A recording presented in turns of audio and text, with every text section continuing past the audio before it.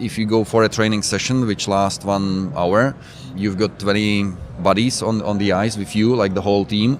So it's statistically proven that every player is in action in between like 10 to 12 minutes during that 1 hour session. And every player actually holds the puck on his hockey stick for no more than 1.5 minutes over a 1 hour session. The startup investment landscape is changing, and world-class companies are being built outside of Silicon Valley. We find them, talk with them, and discuss the upside of investing in them. Welcome to Upside.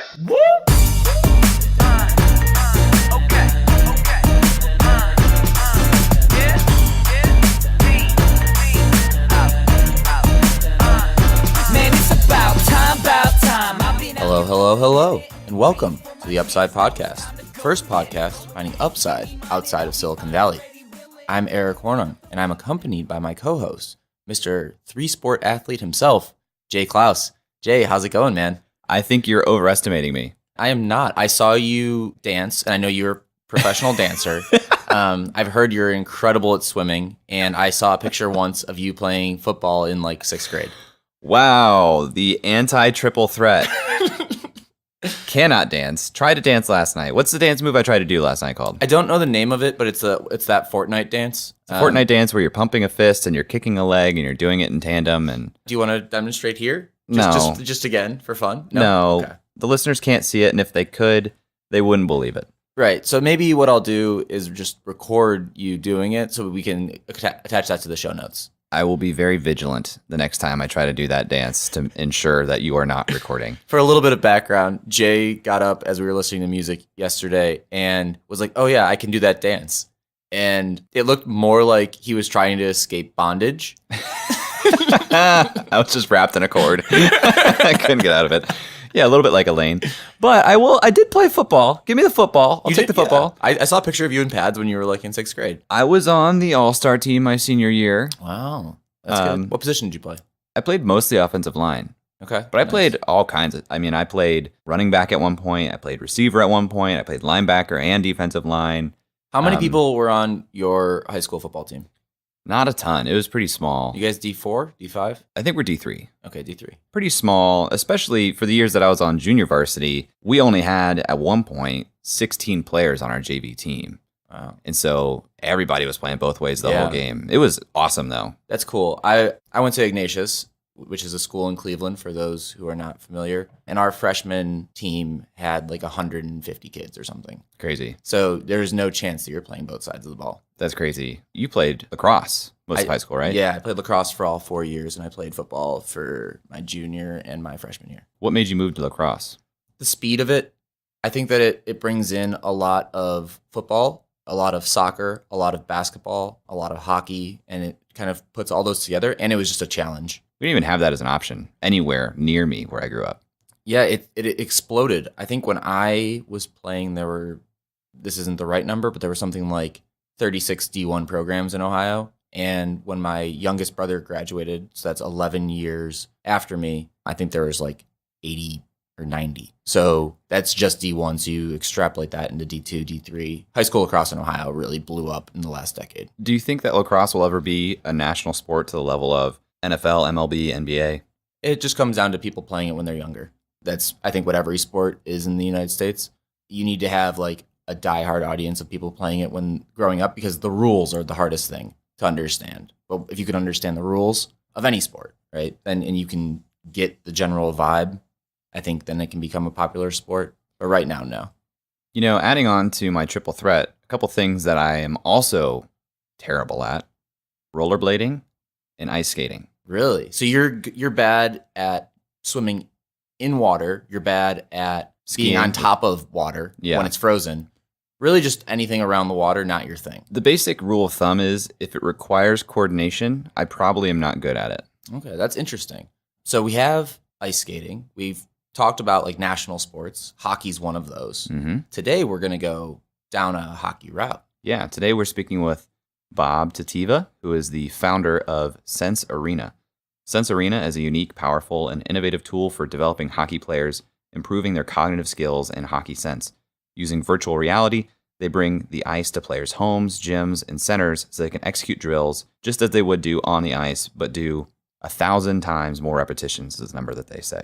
It's an interesting concept. I remember when I was growing up, when you would go to bed, my dad would always say, okay, lay in bed and think through the thing you want to do 100 times. So I played on the right wing attack for lacrosse. So I would think about like all the different types of dodges I could do. So I would just lay in bed and like think about how the defender could like position himself and what I would do in that given situation. So that was kind of my VR, I guess, of the time. Is offense in lacrosse called attack? Yeah, offense is called attack. Love it. Midfield usually goes by middies. Defense, the slang term is like long poles because they have the 6-foot poles. And then goalie is goalie. So you played some hockey growing up. My dad played a lot of hockey. Both my brothers traveled for hockey. My dad was actually too cheap to buy the equipment for me to play hockey, but I did go through like all the training and I can skate and I know how to play enough. So Sense Arena is basically taking that idea of walking through what you would be doing in those situations and saying, now you're awake, your eyes are open, we've got a headset on you, and you can practice it against a simulation. That's my understanding, yeah. Yeah. Company was founded in 2017. It has headquarters in Prague and Boston. And to this point, they've raised about $1 million in funding. And they're here at CES, just as we are here at CES, recording this in the Blue Microphone podcast suite. Finding a lot of innovative companies in a lot of different niches. It's been hard to pick and choose guests to bring on the show here with literally thousands of exhibitors, all with their own unique story and twist on things. Yeah, absolutely. It's insane, the number of exhibitors here. I think there's over 4,000, and everyone could be on this show. Yeah. Well, we're going to jump into this interview with Bob, but if you guys have any thoughts as we go through this interview, be sure to tweet at us at UpsideFM, or you can always email us hello@upside.fm. Hey guys, wanted to cut in here real quick and let you know about something Jay and I have been getting ready behind the scenes in 2019. When we started this podcast, Jay and I said that you, the listener, would have an opportunity to learn in real time, to think like venture investors with us as we meet a wide variety of personalities and examine a wide range of industries. Well, now we're going to share something new, and it's a little different. This new idea is called The Update. It's a carefully curated quarterly publication of editorials, trends, and stories happening outside of Silicon Valley. Jay and I will be writing stories about what we're learning about on the podcast, have guest editorials on interesting topics, and share news and updates from our podcasts. In some cases, we may even share some exclusive content or first looks. Our goal is to stay at the cutting edge, and of course, bring you along with us. We're super excited about it and know you're going to love it. If you want to be the first to hear about our Q1 launch and subsequent letters, go to upside.fm/update to get on the mailing list.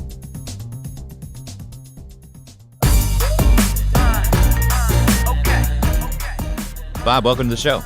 Hi, pleasure. It's great to have you here. We like to start on Upside with the background of the founder. So can you tell us about the history of Bob? Okay, well, I'm a Czech guy, so I'm from Europe, from a country that is in the heart of the old continent. Originally, I'm a basketball player. I used to play basketball professionally for a couple of years, and then I gave up and finished my university degree and went on to my professional career in marketing and products.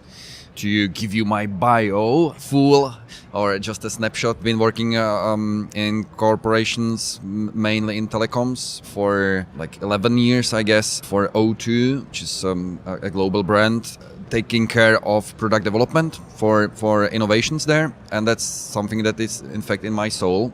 So then when I finished this corporate part of my career, I went on to entrepreneurship. And actually, Sense Arena is my third company. I started with a friend of mine who used to be a professional downhill skier in the Alpine FIS World Cup. And we introduced new skiing gloves and helmets to the market. Obviously, it was a rather romantic dream from a small country in the heart of Europe to do something like that without real technological innovation. So the company exists still, but I kind of stepped out of that and then I launched a digital agency where actually I came across VR, virtual reality, 3 years ago, got up to speed with what's the capability, and then having the roots in sports, and because of my son plays hockey, those two things merged. All right, so that was an awesome rocket ship through. I kind of want to dive into some parts of it. So you said you're from the Czech Republic. Right.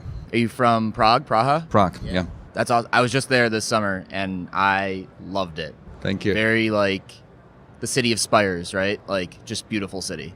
I remember when I visited Prague some years ago, we went to the castle, which I think is just called the Prague Castle. Yes, Prague Castle. And the tour guide was explaining, he was looking at the outside with all the things that are adorned on the outside of this building. And he says, you see those two guys there in suits? And we looked, and sure enough, there were a couple guys in suits. He's like, those are the guys who financed this building. I thought that was funny. I don't know if that's true or not, but that was really interesting to me. So, do people actually live in like the beautiful downtown part of Prague? Yeah, they do. They do. It's quite unique. It's obviously it's very expensive nowadays. Yeah. But back in the communist era, which is like almost 30 years gone, there were just standard apartments. So absolutely affordable. So regular people lived there. And obviously it was like, grandma, granddad lived together with their families there for ages. So there was a continuation. And then obviously the free market came. So these people understood that this has a value. So they moved out of the city center. And those who can afford to live there and have that spirit of being really in the old ages of Europe, they live there. What was that transition like? I'm guessing that, I don't know how old you are, but you said 30 years ago, so... 47. Okay, so you have some memory... Today, I've got a birthday today. Happy birthday! It's your birthday? Wow. Happy birthday! Thank Happy you. birthday on the Upside podcast. How about that? Quite unique, I guess, though. Yeah. It's awesome. So you have some memory, I would assume, of that transition period where it was communist and Soviet-inspired and then not. So, can you talk a little bit about that and what it was like going through that? I assess that as being extremely lucky because I was 19 when the regime broke, actually. Right at the right time when you kind of finish up with your childhood and suddenly everything opens up for you, as well as like the new companies, new brands that were coming to the country were looking for fresh blood, not for 50 years old guys that were absolutely used to the different type of working and working spirit mainly. So that was a huge opportunity for everybody at that age. Like guys who were 10 years older, having a little bit of working experience at the time were even better suited. So many of them launched their enterprises at the time, really catching up with foreign companies coming in. So they launched their subsidiaries and things like that. So those are now the wealthy ones. So I was a bit younger for that, but still doing my university degree already in that new regime, but having in mind what has been happening before, or what had been happening before, which is quite unique, because if I employ people right now that are 15, 20 years younger than me, they do not have that experience from that time at all. They don't feel that difference, that opportunity in hey, suddenly you can travel, you can. It's only up to you if you are clever enough and if you put your soul into something. It's not like expecting unfortunately, I don't know whether it's happening here, but the new generation that came after us, it's almost expecting that they will have good time and that they don't need to do much in order to get there, which is unfortunate. So you mentioned earlier that you kind of identified as a basketball player. Yep. Is that around this time that you're about 19 years old? Yes. But my dad was at 2 Olympics, so we are a basketball and sport family. So, but back in the 56 Helsinki and 64 Rome. Okay. So he's a big athlete. He's 87 nowadays. So can he still he can walk, that's for sure, but he doesn't play anymore. Believe it or not, Eric used to be able to dunk. I did, back in the day. Yeah, cool. Not very well, but enough.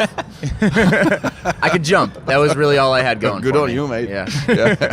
What position did you play? Playmaker. I was the shortest guy. So, course, point. We call it point guard? Point guard. Yeah, okay. The Cool. title is called Playmaker. Yeah. That's awesome. Yeah. That's so much better than point guard. Why do we not just call them playmakers? Playmakers, yeah. I love that. Yeah. At least this is how it was, named. It in the time when I used to play. So you grew up in an athletic family, and sports was a part of your life. Yeah. You mentioned that you went to university at one point. Did athletics factor into your decision and where you went to school? Yeah, this is very important because my strong belief is that people who have the sport experience, and even better if it's a team sport, are well suited for their professional career, because that forms your brain the way that you want to achieve something. You know that you have to fight for that it doesn't come for free. Plus, you need to have a team around you. And if it's not just about you sitting at the bench, so if you want to play a significant role, then you have to work on your own as well. I mean, like improve yourself, and that's exactly what's happening then in the real life, like in companies. If you want to be like the leader, then you need the team behind you. You have to motivate the team. You have to work together. So as I see, there's so many parallels. For me, like I want both of my kids to, both of them do sport. My son plays hockey, so I feel like this is a perfect for his future life. How did he choose hockey? You got basketball in the blood, and he went hockey. Yeah, that's a great question. I said that I used to play basketball professionally, but that was not my only sport that I did in my life. Hockey was kind of in my roots since the beginning. What struck me a lot was back in 1985, there were World Championships in Prague, hosted by our nation, and we were lucky that it was kind of postponed in the schedule till May. So, like, the Stanley Cup was, I think, in its semi-finals. So many of the players were already like after the season. So we had Mario Lemieux there, the goalie from Rangers, from Beesbrook, and I was watching the games suddenly with all of these stars, and most of all, the Czechs won. It was Czechoslovakia at the time. So that really created my passion for hockey.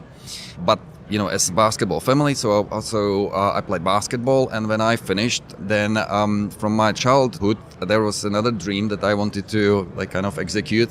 That was alpine skiing. So at the age of 30, I decided that, let's say, I should give it a go, give it a chance, to see if there is not a wasted talent for my country. And I started to compete in alpine skiing not in the World Cup level, not even on the European Cup level, but on the FIS International Tour level.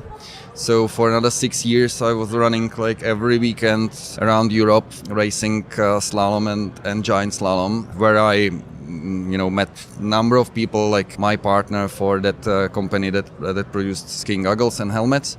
And again, it was, close to the sport. So great. And then finally, when I finished this, because it's really time and physically demanding. So imagine at the age of 37, and you have to be working hard. You did this for 7 years. Yes, in parallel. Did you grow up skiing? Yeah, I did. Okay. I did. I was going to say, Jake, can you imagine in 3 years just deciding you wanted to play? No. No, it was not like that. But yeah, it was in my. I knew how to ski. Obviously, I had to improve to be on the competitive level. I was going to say that then when my son grew up, it was actually my wife who bought the first skates for him. So we went on a pond, and he's talented, like athletically talented. He can play football, tennis, basketball, everything, which is really important if you want to be an athlete. And then I told him, hey, you want to go and try it on the real ice rink with the other guys? He was at the age of 6. He said, yes, of course, because we were going to watch games together. And that's how it started. So I don't know whether he's going to be professional. Most likely not, although I wish for it. But it can end up that he's going to be a skier for the future. You mentioned at one point that this is Sense Arena is your third company. So at the time that your son is starting to get more into hockey and hockey is starting to become more of a aspect of your life because of it, what were you doing professionally then? I had that digital agency, marketing agency. So for corporations like the Škoda car, manufacturer global brands, FMCG and etc., doing websites, mobile apps, social media campaigns, things like that. And it was almost 2 years ago when the technological know-how and the sport understanding, I would call it, although it doesn't sound very English, clicked together. And it was obviously the understanding to hockey and what's going on the field with my son, because I was helping as a hockey dad to the local coaches on the rink, that I found an insight or opportunity. The technology can help in the athlete's development. And it was like the trigger that then evolved into Sensarena. So you made the conscious decision to leave this alpine skiing company that you created, Oh yeah, right? So you're making helmets and gloves, Yeah. and you make this conscious decision to leave that. Is that going well at the time? Is that falling off? Is it plateauing? Yeah, well, okay, so the story went like we had 2 years of being on the market. We created the products, found the right manufacturers in the Far East. And at that time, you either like keep the company being a garage company, so you do not do economy of scale, and you have to find out different sales arguments and long-term benefits for the customers to actually survive. Or you go mass market and you have to grow in scale, otherwise the production doesn't make sense. And that's what we quarrel with my partner, Andre Bank. He wanted to stay low in a garage and I wanted to grow. So that was where we actually nicely say goodbye to each other, and I started that digital agency age in my life. One question before we get into Sensarena. Geographically, are you in the Czech Republic this entire story, or For Sensarena, you mean? for everything? Because I saw something about Boston, and Yeah. how does that play in? Do you live in Prague right now? Do you live in Boston? Okay, well, Sensarena story started in Prague, although I live out of Prague, 1 hour drive up north in the mountains. But Sensarena started in Prague. There is lots of stories about that. We can touch on that. So because we are not only in Prague, but we have one more office in the country. And logically, the biggest market for hockey is here, the States, and even bigger in Canada. So to launch, an office here, it's an inevitable step that you have to do. So we founded a company June last year in Massachusetts. And as of October last year, we have local office kind of base for the North America in Boston. So I'm always saying like that we landed in Boston. You're like a pilgrim. Yeah, with the ship. Yeah. Why Boston? Why'd you pick Boston out of? I mean, you could have picked any city in the United States. Well, a couple of things like merged. One is, as far as hockey, there are pretty much 3 states that are hockey states. They call it 3M: Massachusetts, Michigan, and Minnesota. Then pragmatic decision is like if you have to fly from Europe, every hour counts. So the closest one is Massachusetts. It's a nice. Boston is a beautiful city. And then finally, when we approached David Pastrnak, the Bruins winger, currently among top 10 NHL players, and we discussed how to get him on board. And when he did, it made absolute sense to land in Boston. Makes sense. So I think we should turn into Sensarena. What is Sensarena in your own words? Sensarena is still the first and only professional hockey training platform in the world that runs on VR. If I speak about professional hockey training, I speak about training of your brain, your cognitive functions, improving in your hockey sense. Somebody calls it hockey IQ or hockey intelligence. So we don't want to replicate what's happening on the ice, or what you can do in a shooting range. That would be stupid to do, because obviously the reality with the physical puck and definitely what's going on the ice is there, and we are virtual reality. But on the other side, one thing is that our vision is that in team sport in the near future, the differentiator is going to be about what you can execute in your brain, how you think about the game, not how fast are you, because everybody is already fast enough. And so if you skate like a jet, but you go wrong direction and then you do wrong decision, it doesn't really pay off. So is the core user somebody who doesn't have access to the space to do this in the real world, or is it a different net benefit for them versus just saving the space? Well, honestly, we are still at the beginning of our journey. The platform has been released to the market, or we launched to the market commercially with the version 1 only in October last year. So we are collecting feedback and the use case stories, and would be naive to think that right at the beginning we know everything. So we have to listen. But majority, there are pretty much two use cases. One is we can deliver like 1,000 times more repetitions of execution of drills and training certain skills than you can do on the ice, just by the logic that if you go for a training session which lasts 1 hour, you've got 20 buddies on the ice with you, like the whole team. So it's statistically proven that every player is in action in between like 10 to 12 minutes during that 1 hour session, and every player actually holds the puck on his hockey stick for no more than 1.5 minutes over a 1 hour session.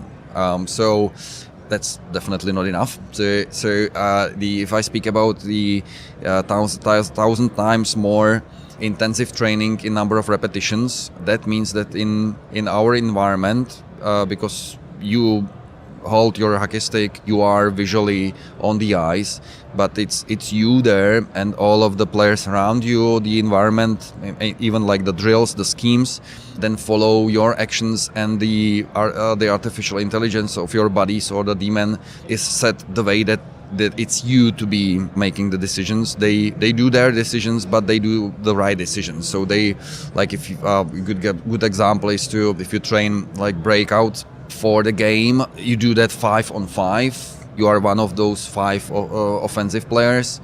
Obviously, there are other 4 that can make a mistake before the puck comes to you. So within 1 hour training session, you can count how many times you actually touch the puck in that given scenario of a breakout.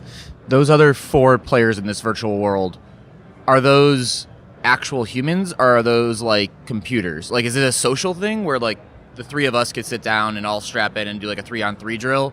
Or is it I strap in and there's 2 computer simulations? At the moment, they are artificial intelligent avatars, because the technology is not there yet to make it like multiplayer experience. But that's obviously where we are heading to.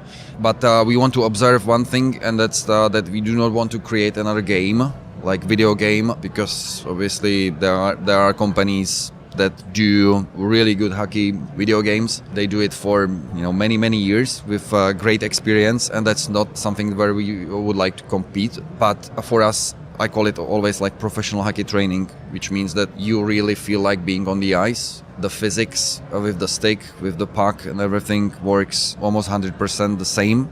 It has nothing to do with a game, although like gamification mainly for the younger players has to be there. So you've got a score, you've got a rank, you want to beat your buddies, you want to know at what rank are you among your age group in the whole world, which can be nicely achieved. And besides that, kind of without almost letting you know, you train something that is useful, and you train your whole body and mainly your brain. Who is the audience here? Because you said the younger players, seems like older players. When you say professional hockey training, that makes me feel like older players. So like, is it anybody who plays hockey?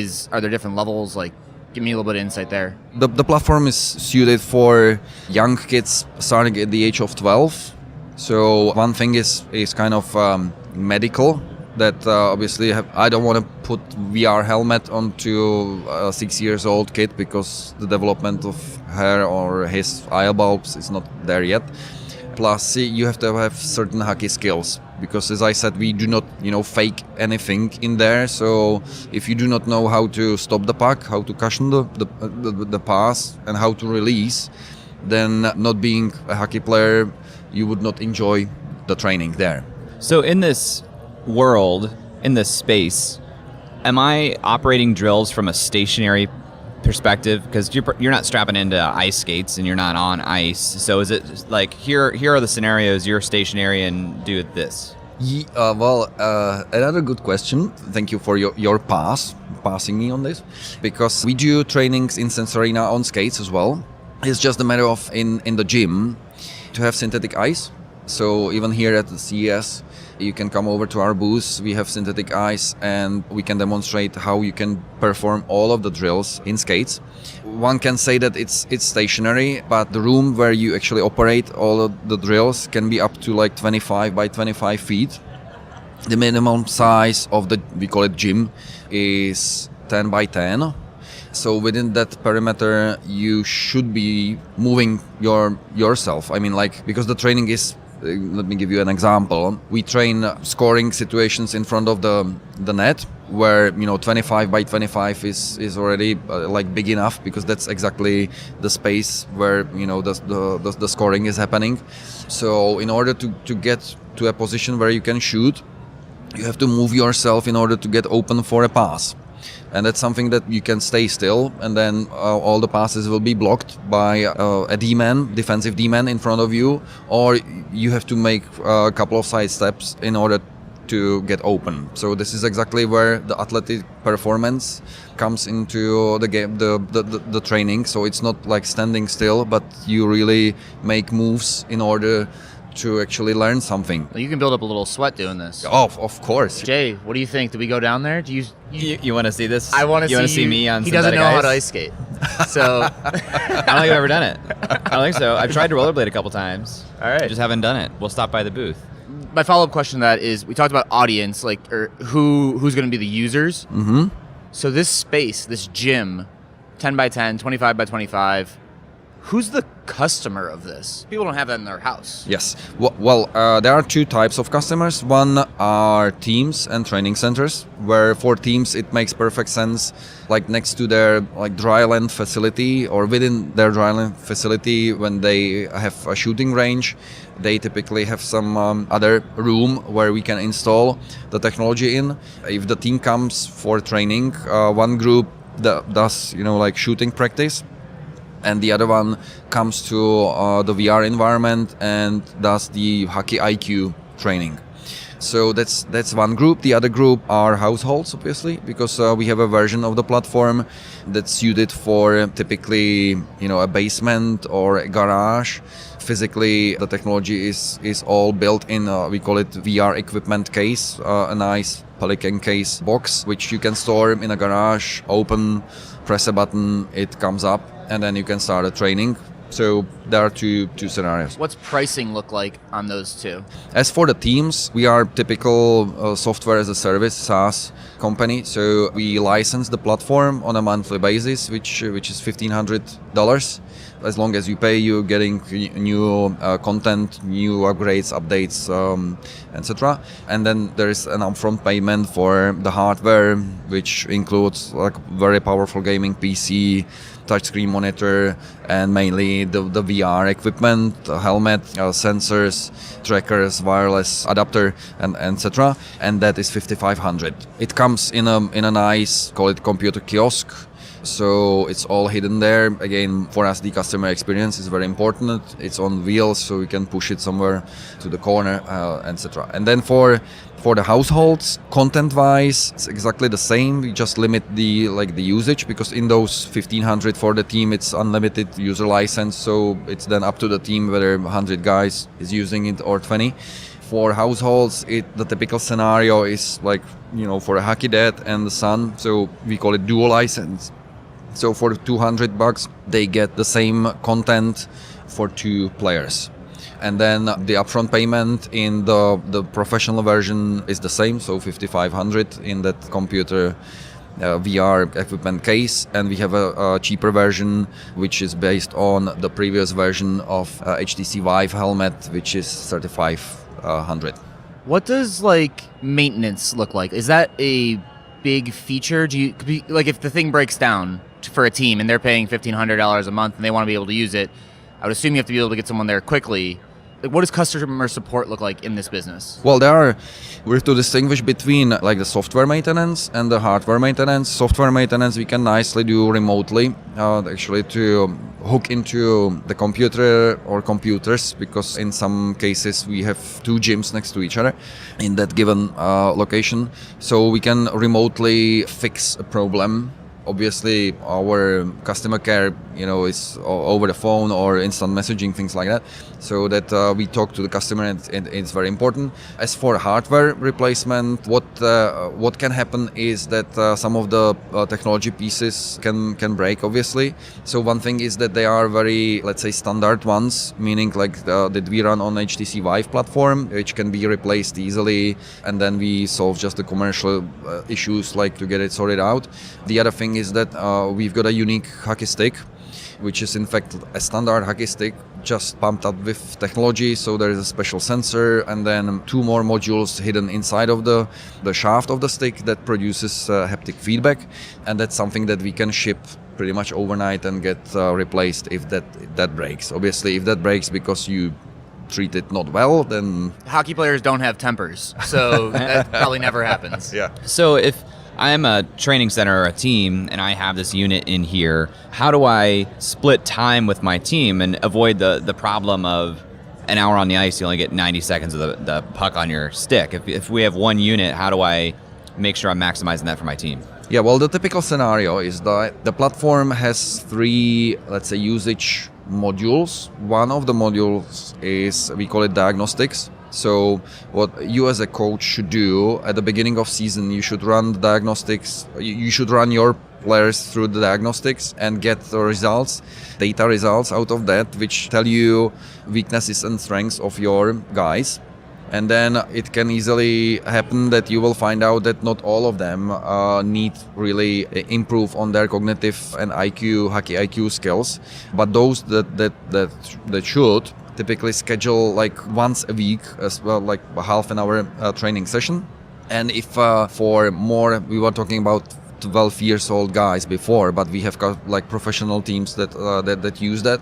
For instance, you can train one-timers, not really from the perspective how many times you hit the net, but from the perspective of how you actually hold the stick, how you bend your knees, where you hold the stick, how you rotate your body to work on the technique and on your ability of speed reaction if the puck comes from different angles, not under perfect conditions. So for instance, to train this on the ice, you would have to have like hundreds of pucks, and you would have to devote a complete 2 hours of session. In our case, in 90-second drill for one-timers, you can shoot 50 pucks. So that's up to the skill coaches, like saying, hey, let's work on this now intensively for 2 weeks. Like after the morning work, like standard on ice training, let's go for 20 minutes to the VR gym, and let's work together. I'll help you with your body positioning and things like that. So over 2 weeks time, you can get improvements that are then transferred onto the ice. You mentioned the old model was on a HTC Vive. What is the new model built on? Yeah, it's still HTC Vive, but just the Pro version with the wireless adapter. It's wireless? It's wireless, of course, because, getting tied up by... I was thinking about having a cord. I'm like, this sounds miserable. No.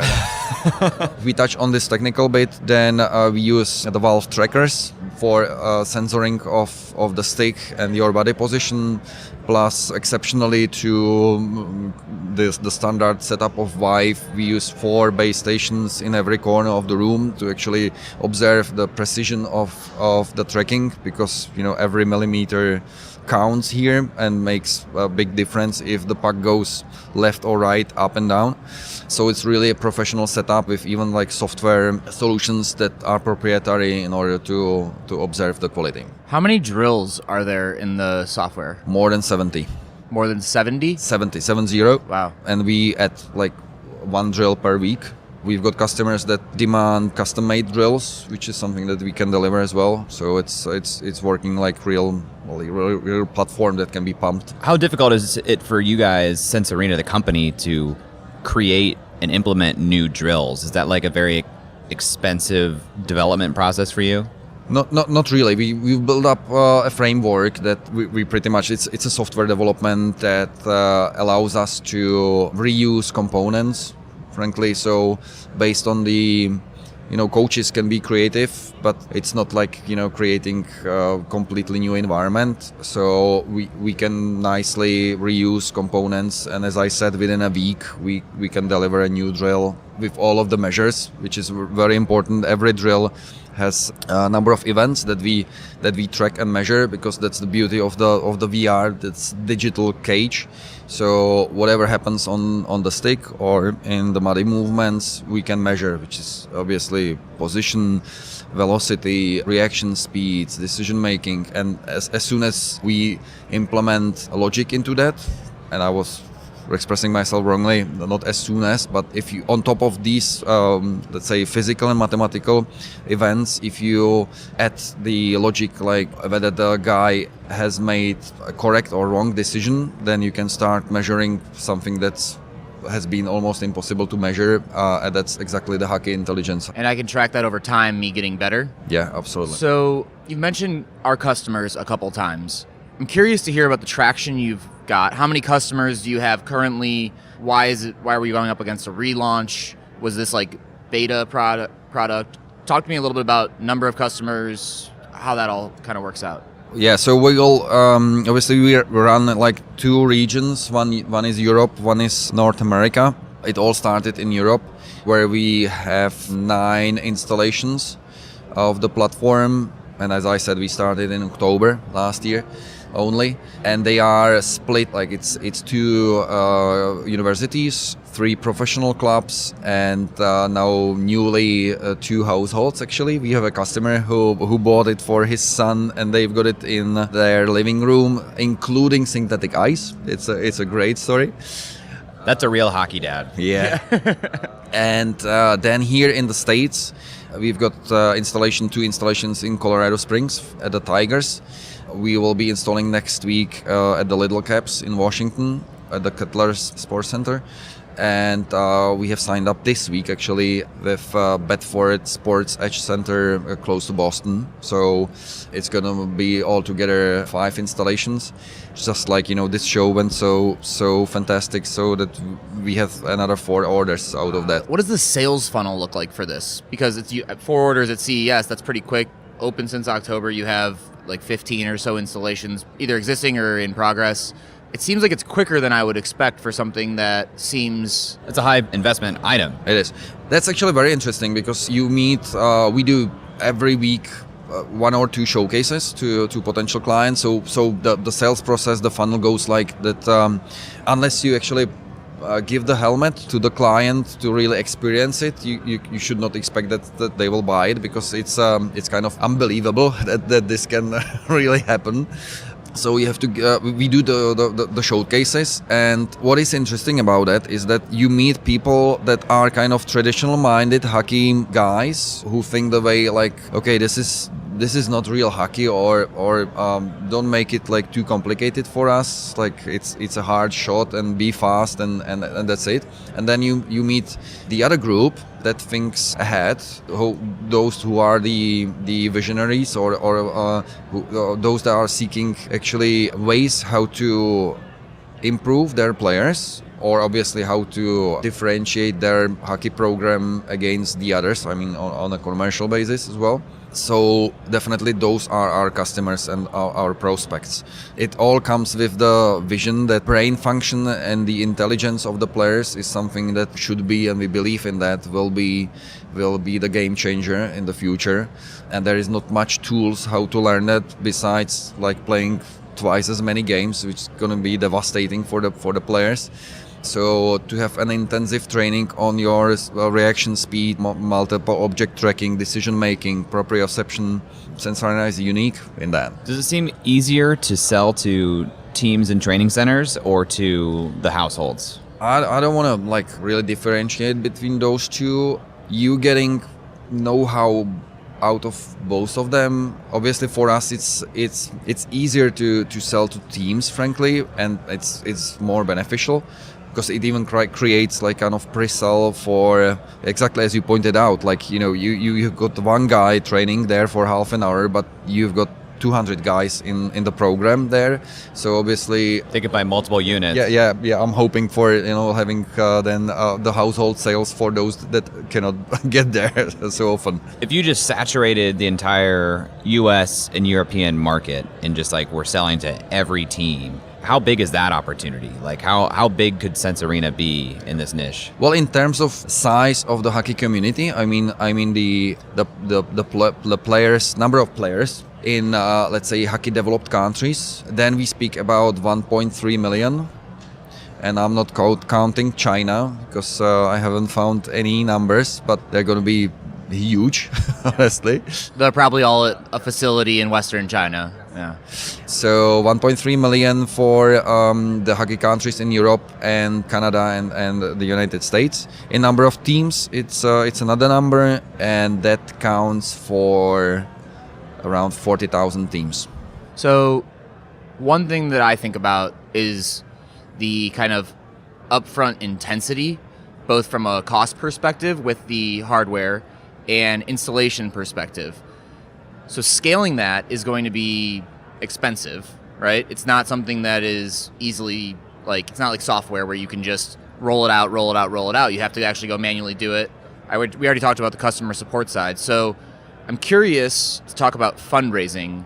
And are you guys fundraising? Is that part of the model going forward, or is it grow and use the revenues to kind of scale more slowly? How does that look? To your question, our greater vision is, and I always call it like that, we do not want to get frozen by the ice hockey. Our greater vision is to roll out this approach, this platform to other team sports. So ice hockey was chosen logically because my son, but the other very important factor is that Czech Republic, if to be important in the world at some sport, then it's hockey. So the heritage of the country helps to actually gain credibility elsewhere. So ice hockey is kind of like a pilot journey for us, and the other sports should come after that. So that's one important aspect. The other important aspect is that, and that's what I like about the enterprise a lot, is that we run the same direction as all of the technological vendors. So whatever, even if it's HTC or suppliers of some kind of haptic devices, whatever they invent to the market and come to the market, we immediately can use, and vice versa. Through creating our content, we can help them to grow in the economy of scale and bring other people the experience of using VR. So those two things run together. You are absolutely right that the installment process, it's not definitely like going into a website or browser and get just click download and you have it. But that's what's happening at the moment. So if you look like in 5 years horizon, how this can be running, it can be completely different user scenario. Plus, given the fact that the market is not going to be just about those figures for ice hockey, then we are looking at quite a big potential. Okay. So we started this off talking about your son. He plays hockey, your kind of hockey background. You're a hockey dad. Now you're running this company. How do you balance both of those? Because I remember my dad taking my brothers every morning at like 4 a.m. because ice time is so expensive, every morning to practice, and then every weekend they were traveling to a new city. How are you running a company while also like dealing with the craziness that is like being a hockey dad? Yeah. Well, it's not only that. Yeah, it's another thing, and that's if I'm in Europe, as I commute up and down, obviously I finish my shift in the time zone of Europe, and you guys just are waking up. So then my wife, to whom should I give a big thank for support, gets nuts sometimes because for me the working time does not end by 8, but much later. But the main thing is that I love what I do, so it's a great match of being. I absolutely support my son, so whenever I'm at home, I'm with him at the games. Nowadays I do not have to go to the practice because he's already a big kid, not a small child. But whenever I'm at the rink or travel with him to the games, it means that I meet people from the hockey community. I watch what's going on, so it's kind of pumping me back with what's going on in the community, happening there in Europe, happening here. And on the other side, when I'm in office, I'm still like doing hockey. So it's a great stuff. That's awesome. Well, Bob, thanks so much for being on the show. If listeners want to hear and learn more about you or Sense Arena after the show, where should they go? They should go to www.sensearena.com and they will find out all the contacts details there. Awesome. I thank you. All right, Eric, we just spoke with Bob of Sense Arena here at CES. Before our deal memo, you and I are not hockey guys, so we thought it'd be a good idea to bring in a hockey guy to talk a little bit more about the implications of using VR in the hockey arena. Yeah, our friend Shane is a hockey guy. In fact, he runs a hockey podcast called Forecheck, Backcheck, Paycheck. It's a podcast from the fans' perspective that humorously discusses the latest NHL news. It's a top 50 sports and recreation podcast, and it has tons of guests, former players, coaches, beat writers, and hockey historians. So I think you'll have some good insight here into how Sense Arena fits into the current hockey landscape. Shane, welcome to the show. Thanks, man. It's been a while since I've seen you, man. I appreciate it. I know, it's great to talk to you, even if it's virtually. I know we only live 160 miles away at this point, but it's definitely been a long time. Seems further than that, though. True.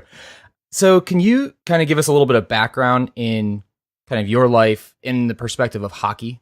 Sure, yeah. So I actually learned how to skate before I knew how to walk. So I grew up in northern Michigan where hockey is pretty much everything, kind of how in Ohio or wherever football is everything. Where I grew up, hockey was the number one sport. You know, skating on lakes and bays and everything like that was, you know, commonplace in the winter. I played my entire life from the time I was 2-3 years old all the way up through college at Ohio University. I've been a sports writer for the last decade. I've written for 4 or 5 different publications covering a ton of different NHL teams. And then now I run a hockey podcast called Forecheck, Backcheck, Paycheck, where I get to talk to a lot of former players and coaches and scouts and things of that matter. So it's been a huge part of my life, honestly, since, you know, I have my first memory. Yeah, man, you definitely have a lot of experience that Jay and I don't have. I famously didn't play hockey when both my brothers and my dad did, and Jay touched a hockey stick for his first time in his entire life at CES. We'll definitely post the video of Jay playing hockey on this virtual reality system for the first time and scoring his first goal. We'll post that in the show notes. I'd love to see it.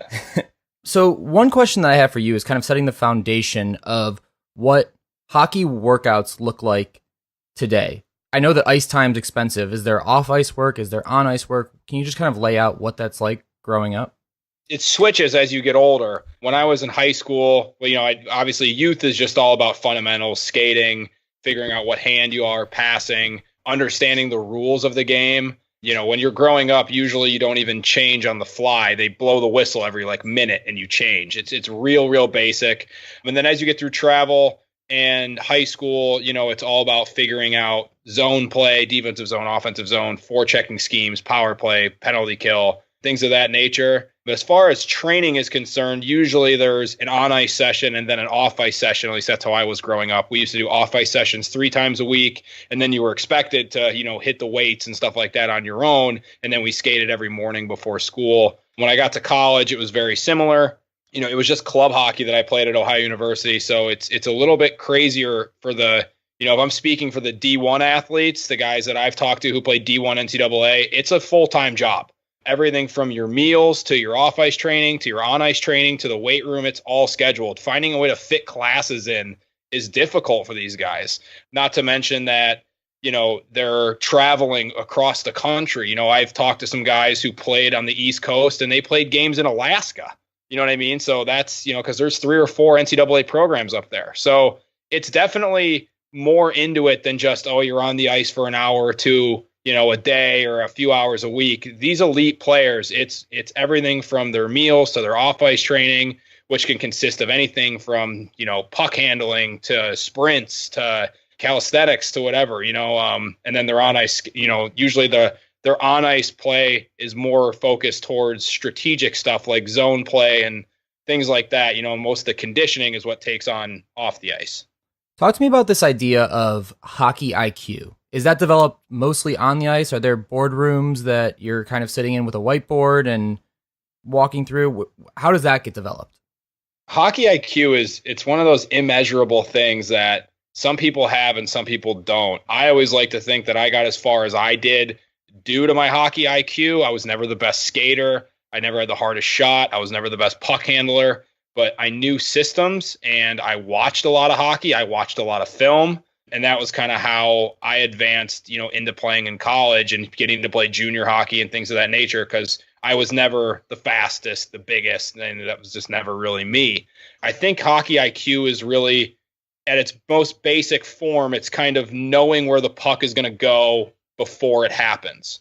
Understanding situations like when you're killing a penalty and you're not trying to go through the defenseman. You're just dumping the puck in because you're killing a penalty. It's understanding that you're up a goal and not taking a dumb penalty, whereas in a different situation, maybe that is actually the play. So it's definitely, there are teachable aspects and there are non-teachable aspects of it. And some people have it and some people don't, but it's definitely something that you can work towards. I think you see a lot of guys who are great athletes and don't maybe make it to their potential because they just don't have that IQ. What do you mean by there's non-teachable aspects?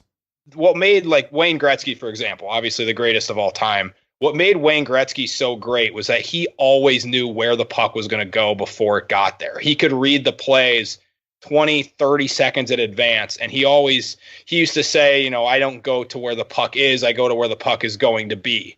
And it's like almost like an instinct type thing for some players where, some guys just know where to be at the right times and then can capitalize when they get there. Whereas other players, they just don't. If they're fast, if they're good skaters, they just zip around the ice with no intentions at all.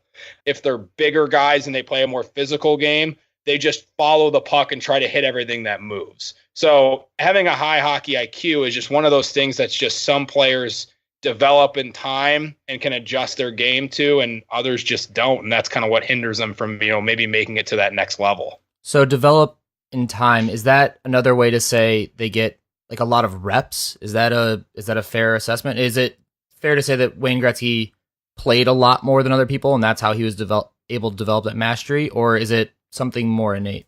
It's probably, honestly, I don't think there's a perfect answer. It's probably a little bit of both.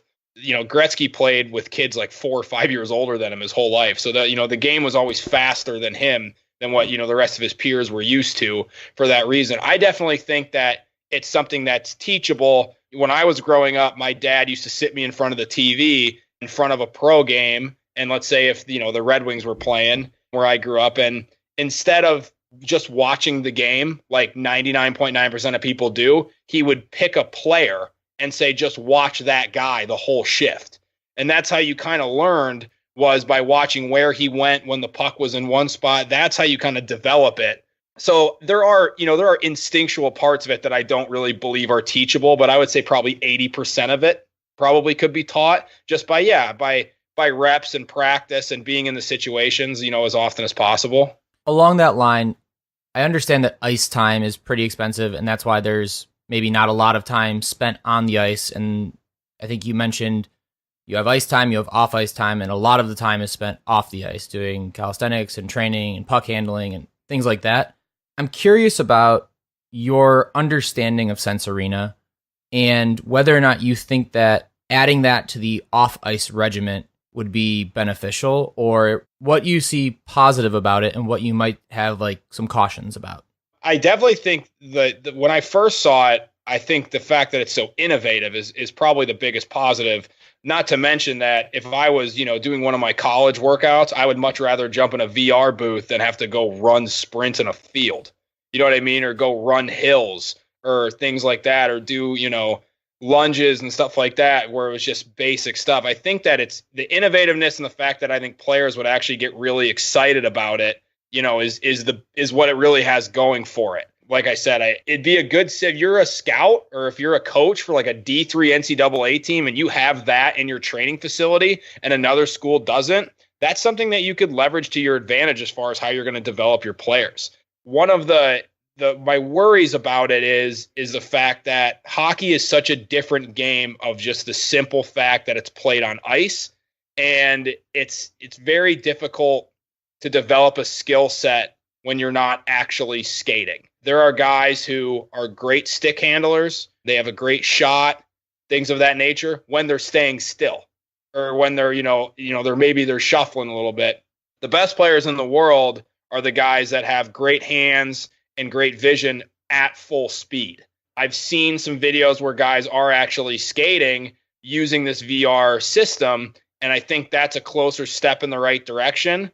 It's obviously a developing technology, and that's kind of where my only gripe is with it. I think that it's real useful, and I would love to, personally try it. And if I was, like I said, if I was an NCAA D3 team, maybe a USHL team, or really where you're in the business of developing guys, I think it'd be a huge addition. I just think that I think it needs to be used the right way. I don't think you're gonna really turn like a fourth line guy into a first line guy just by using this, but I think you're gonna get guys more excited to train off ice, and sometimes half the battle is just getting people to show up. That's funny. Well, I hope that you get to use it at some point. Maybe next year you'll come to CES with us, and they'll be there again, and we can try it out. One thing that I want to mention is I actually did it as well. 4 goals or 3 goals. I forget. Doesn't matter. That number goes up every time you tell it. Yeah. Pretty soon it's going to be 14. The weirdest part about it is there are no pucks, but it feels like there's a puck hitting your stick. Just a very odd sensation. Yeah, I can imagine. That's kind of one of the things of what I mean about it is when I first saw it, I got super excited. I thought it was the coolest idea I've ever seen. Obviously, VR is a huge, just a huge new technology over the last, 5. You would know better than I would, you know what I mean? But obviously a developing technology.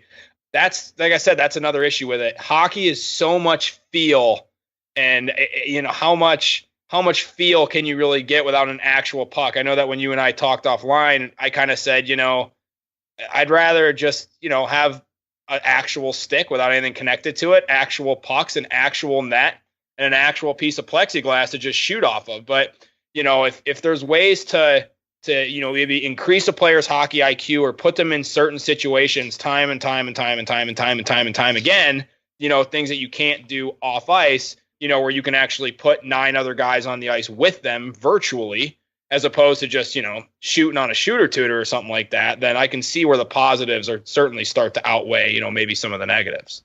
Awesome. Well, Shane, thank you for joining us. I'll be sure to talk to you, man. No problem, man. I'm a big fan. You guys keep doing what you're doing. Tell Jay, thanks for the lunch money, by the way. Hey, everyone. We're here at CES, and today's podcast is brought to you from the Blue Microphones podcast suite at CES 2019. You probably know Blue from their best-selling Yeti mic that's all over the internet. In fact, Jay and I built Upside on the back of the Yeti mic. This week at CES, Blue is announcing the Ember.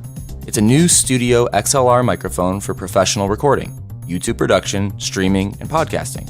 It's $99. Blue offers a full range of premium USB and XLR studio mics, which we're actually recording with today. From podcasting to YouTube to music, if you're a storyteller, Blue wants to help you amplify your voice. Visit bluedesigns.com to learn more. Before we get into this deal memo, I've got to clear up the elephant in the room, which is the lunch money that Shane said I gave him. And he's right. I lost our fantasy football league this year. Yeah, Shane is in our fantasy football league. He won it. He won? He won, which is very annoying. And the fact that you don't know is also annoying. Well, I'm glad that he won because now I don't feel bad for the trade that ended up being much better for me than for him of Jimmy Graham for the running back for the Broncos. I don't remember his name, but he did great. I had no running backs. Lindsey? Yep, Lindsey was good. Yeah, I stopped paying attention after I lost. I lost my first playoff game by a point because I didn't play a roster spot because I was meditating and could not even access my roster. So I was super salty and I stopped paying attention. I had a nice friendly wager with Shane on your first playoff game that I won money on. So that was nice.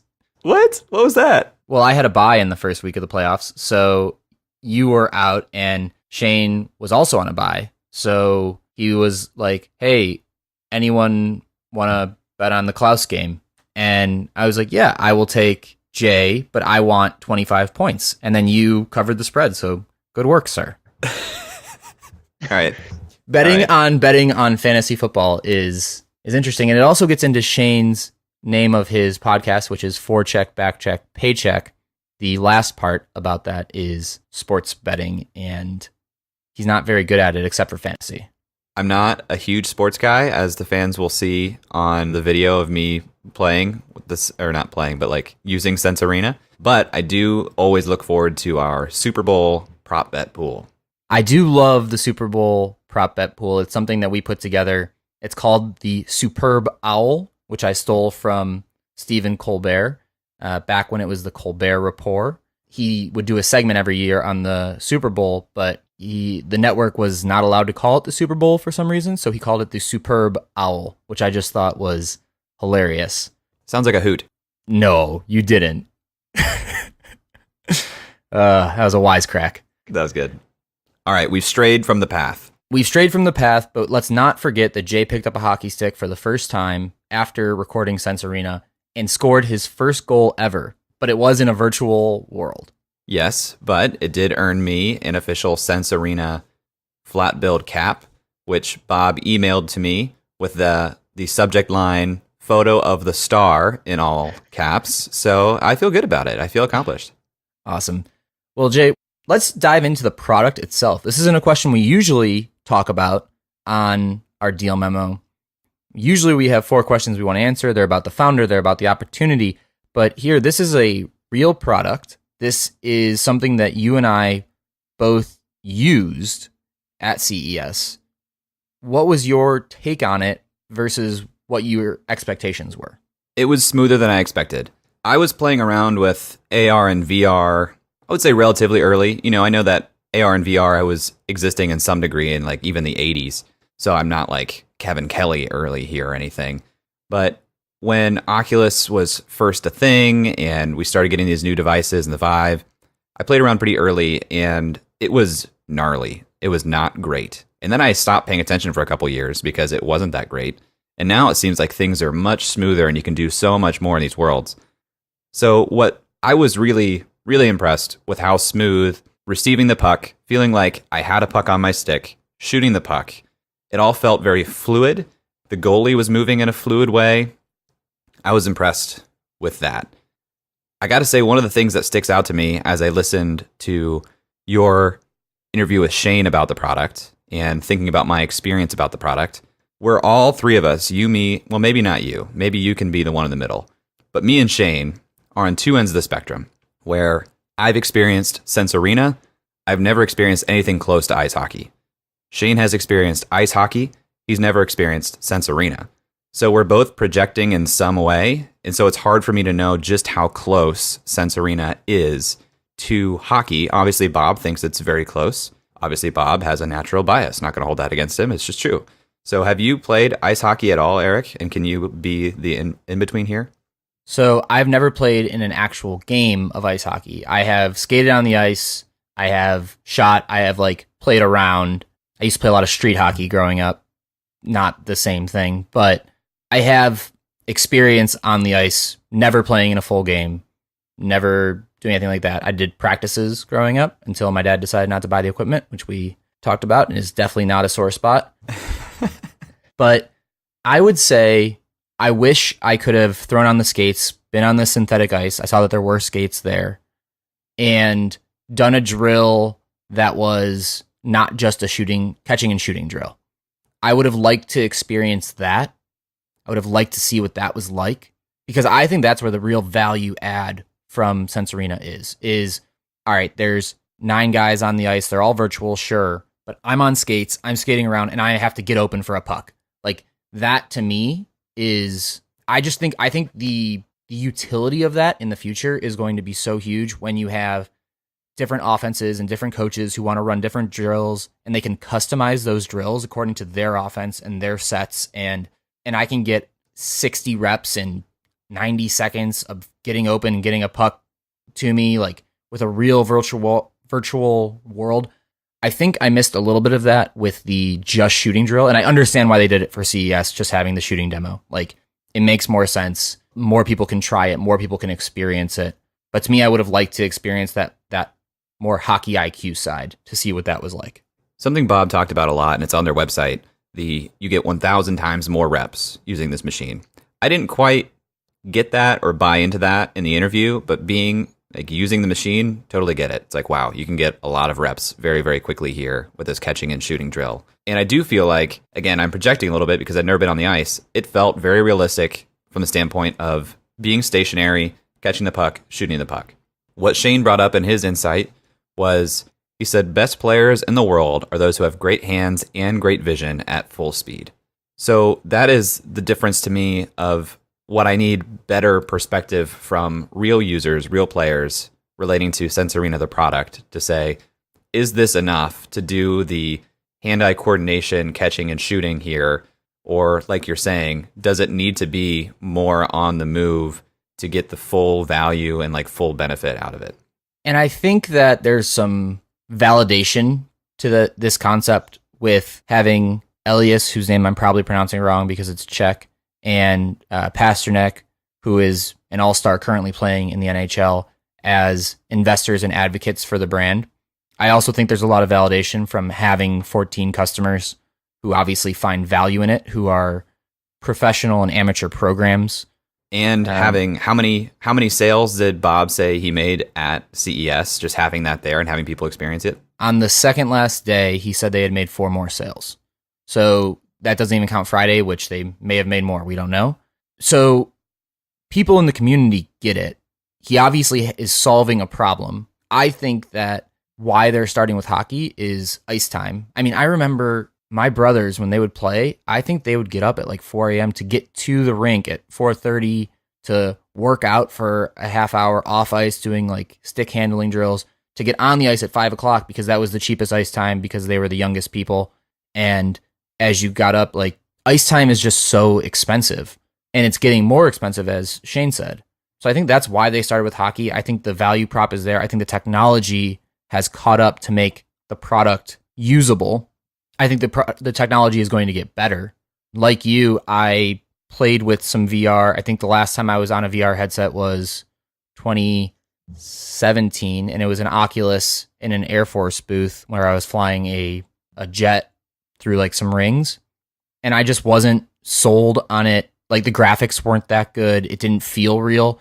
The thing that felt like I didn't have any grips, I didn't have any haptics. This had like feel and touch, and I could just imagine when you put on the sensors on your legs and skates and arms, it feels a lot more real.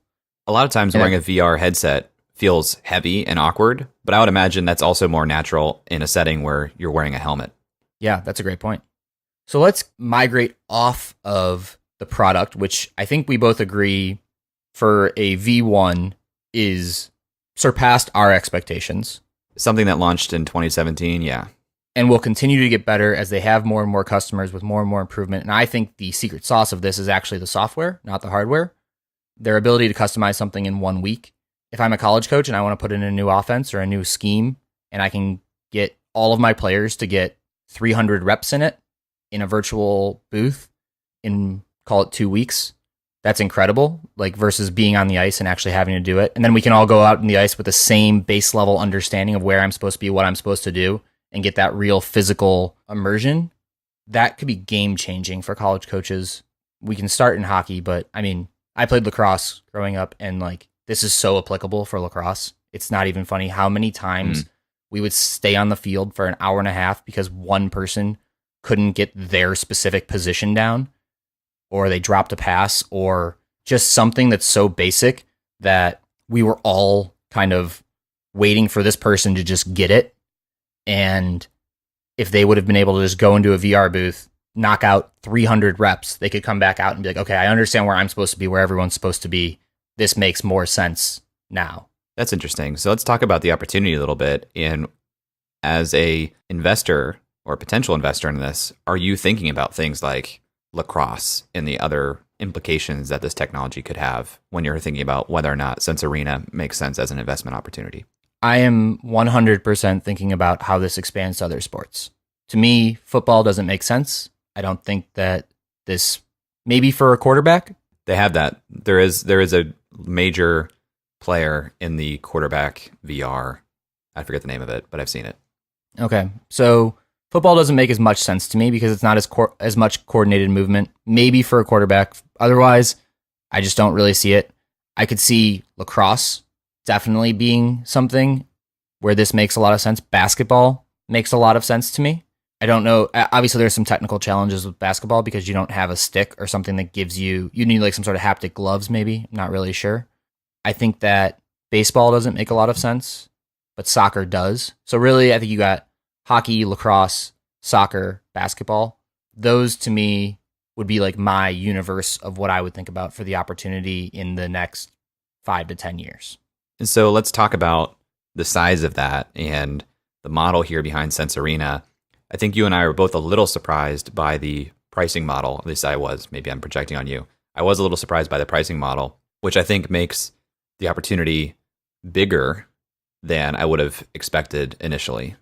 Right. So the pricing model, just for the listeners, is you pay for the hardware plus a little bit of a markup up front. I'm actually not even sure if there's a markup on that. I don't know. It depends how they're valuing it. I think you said that an HTC Vive is like $3,500. The hardware cost to customers of Sense Arena is $5,500. Right. And they have sensors on the stick, and they have a stick, and they have all of this stuff. So maybe it's just at cost, the hardware, which is $5,500. So let's say they're breaking even there. And then they charge $1,500 per Sense Arena unit to like institutions. So whether that's amateur Per teams, month. professional teams, per month. To individuals, which have less user licenses, it's $200 a month, but you have to pay the same hardware cost up front.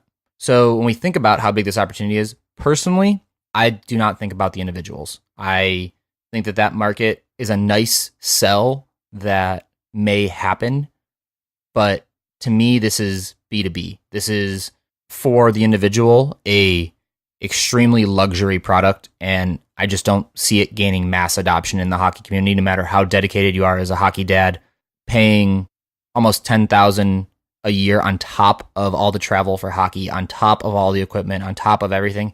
That's just a lot of money for an individual. And I know that some people will do it, but to me, it just doesn't make sense to analyze the market through that lens.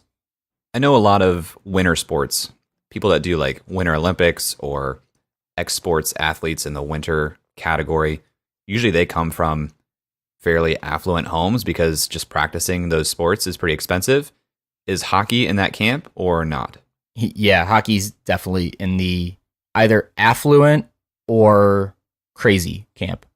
Like, there is no, you're crazy because hockey is in your blood, right? You're in one of the big cities, or you're from Canada where you grew up and it's just all hockey all the time, or you're from a affluent side of things. I mean, we know that there's a dispersity between like wealth and race in America, and it's telling that there are very few African American hockey players.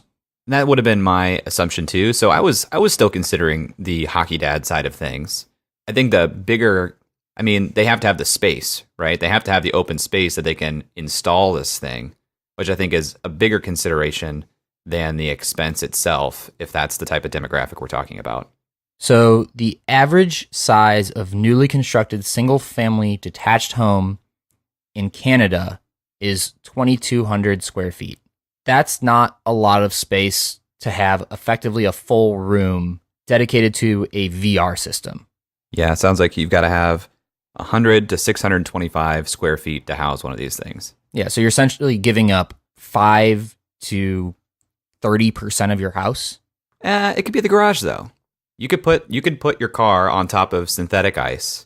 This is a weird thing for me to know, but I know one of the major manufacturers of synthetic ice. He was on Shark Tank, and a lot of his selling point is we can put this in your garage and you can park on top of it. Okay, so if you could do that, I guess that opens it up a little bit more. Still, from my end, I'm not thinking about the individual consumer when I think about the opportunity. If you want to, that's fine. I think that is like a nice bonus to have. But for me, if we say hardware breaks even, then you're looking at $2,400 a year from the individual consumer. I don't think the penetration rates are going to be so big that it really moves the needle on the overall opportunity number. That's fair. Okay, so let's talk about teams then. How big do we think the market is for teams of this software right now? So if we think about it, we have a $18,000 per unit per year ARR. You figure that the teams are locked up for like at least 3 years because that's how long the equipment lasts, and then they make a decision whether or not they're going to buy again, which is a nice feature to know, is that once you sell it to them, you essentially have 3 years until you have to renew. So didn't we get some numbers from Bob on how many programs there are in the world? 40,000 teams. So there we go. We got some easy math. There are 40,000 teams, assuming none of them get discounts, $18,000 a year. That gets us roughly $700 million in potential revenue on a annual basis. Is that as big as you thought, as little as you thought, just from the hockey side? It's bigger than I thought, but that's also dependent on this revenue model, which is still pretty early. And will it stick? Will it stay at that price point? Will he raise it? Will he lower it? Hard to say. It's at this point, it's bigger than I thought it was, but so is the pricing. My experience of him telling me what the pricing was, I was like, whoa, that's awesome. Are people buying that? And he said, yeah. And I said, whoa, that's awesome. Well, I think about if you can get into the NHL, they're not going to pay $1,500 a month for this. They're going to get 5 of these booths, pay more than $1,500 a month, and likely mandate that they have a full-time software engineer who can update things within a day so that they can scout other teams. Think about being able to put in other teams, like now that all these sports have different sensors on them, you could put in what other teams are doing and play against the other team before you actually play against them. You could play against them 10 times in a day. That's true. And that's something to think about that you kind of said, but didn't quite say specifically. The average order size for one of these 40,000 teams is going to be above 1. Right.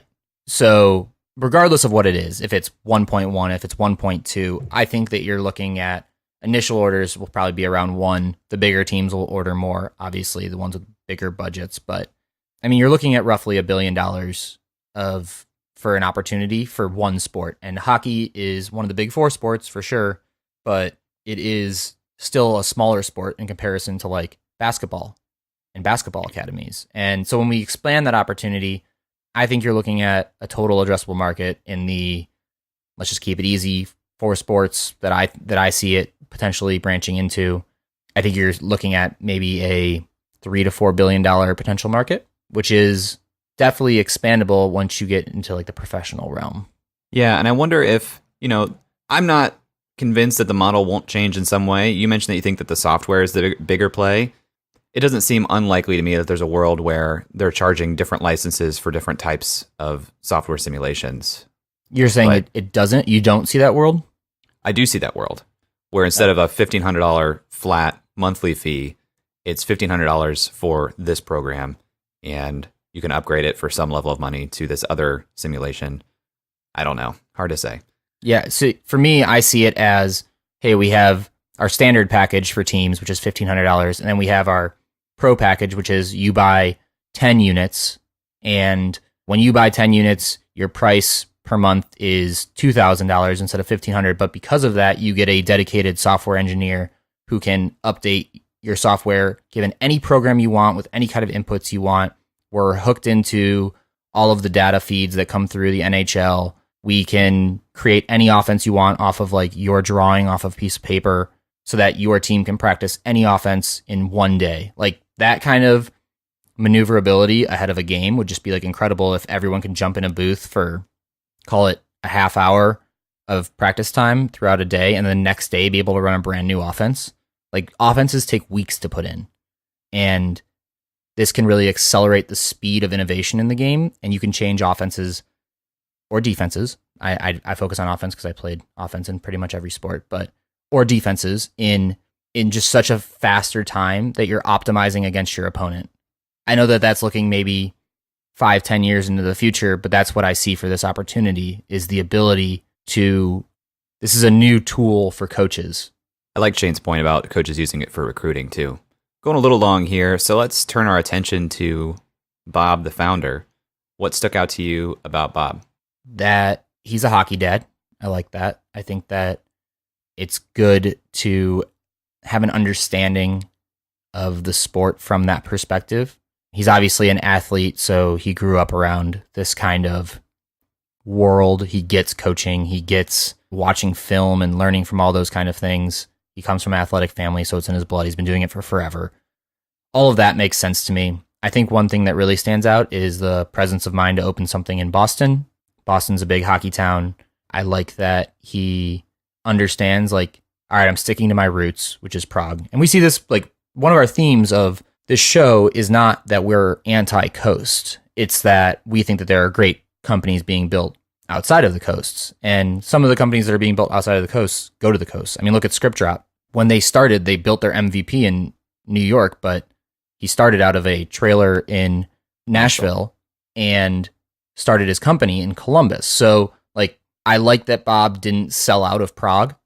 He's still maintaining Prague as our headquarters. Prague is what we're doing. But we understand that there is opportunity in Boston, and that is a great place for us, both from my time perspective and also from a market perspective. Yeah, I like that he's a hockey dad, like that he's a professional athlete. I think a business like this is enabled by being an insider into the professional and collegiate athletic realm. I think he's got that going for him. It's not his first business. He was running an agency before this, so he has some experience running a business, growing a team. I was going to make the point about setting up a second headquarters in Boston, but you beat me to it. But let me just +1 that. This is the first time that he's told his background story in English, he told us, on his birthday. I love that because it came across so well and not polished, but like authentic. I don't know. I really enjoyed it. Something I think points to his ability to be an entrepreneur and succeed in something that's new is his decision to take up professional alpine skiing at age 30. He'd been skiing before, but at age 30, be like, you know what, I think I'm going to try to do this professionally and then do it. I think that speaks to his work ethic. That is something we see as a trend in athletes. And also a lot of entrepreneurs tend to have athletic backgrounds. And I like that. So Jay, I think there's only one question we need to ask before we get to our last question.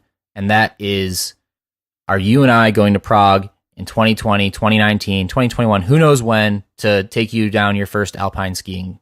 Oh, gosh. We did hockey. Let's do alpine skiing. I'm a terrible skier. So I've been skiing once in my life and I bled.